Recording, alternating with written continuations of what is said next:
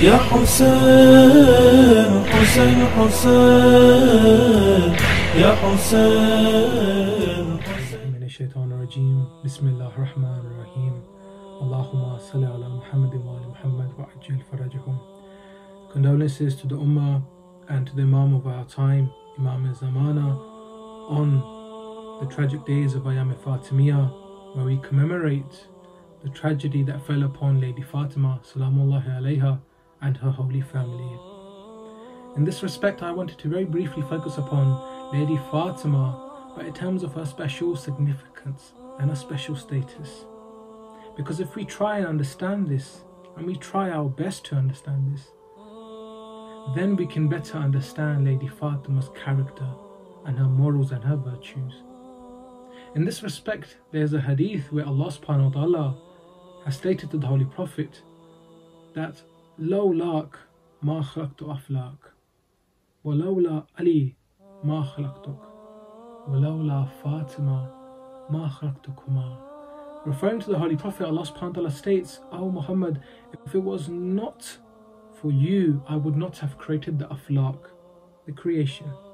And if it was not for Ali, I would not have created you. And if it was not for Lady Fatima, I would not have created the both of you." And so from this one hadith, we already see the special status that Lady Fatima has in the eyes of Allah subhanahu wa ta'ala, where she acts as this sabab, this cause, in relation to the other holy beings, being Imam Ali alayhi salam and the Holy Prophet.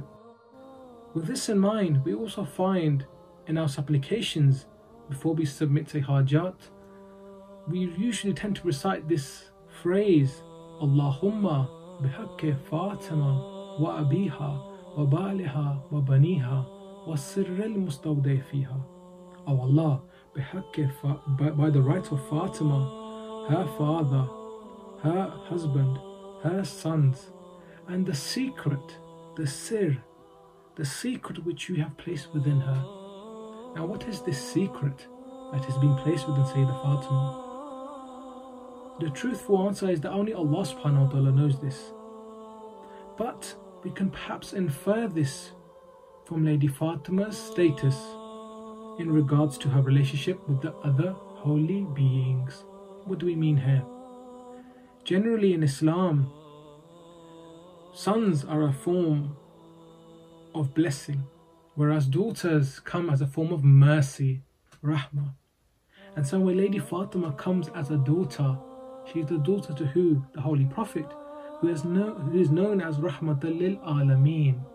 And so Lady Fatima comes as that symbol of mercy, that rahmah for the Rahmatan lil Alameen. And not only this, we find, for example, in Surah Kawthar, Bismillah ar-Rahman ar-Rahim, Inna a'taynaka al-Kawthar, referring to the Holy Prophet, that we have given you Kawthar. And this is but one interpretation of this verse. Elsewhere we find Lady Fatima, who cared so much for her father, the Holy Prophet, that she was later called Abiha, the mother of her father. Why? Because she always provided him with comfort. She was always there for him in his hard times. She cared for him so much that she was known as the mother of her father. And indeed we find this with no other being in regards to the Holy Prophet. When she comes as a wife in Islam, in general, marriage is encouraged upon, very much so. And in marriage, it is said that the two individuals complement each other and they complete each other's iman. And when Lady Fatima comes as a wife to Amir al-Mu'mineen, she is that symbol of completion. She is the equal to Imam Ali alayhi salam in terms of her iman. And indeed we find that if Imam Ali was not created, then there would have been no one equal to the marriage of Lady Fatima. Which is why the Holy Prophet rejected many proposals and only married Lady Fatima to Imam Ali alayhi salam.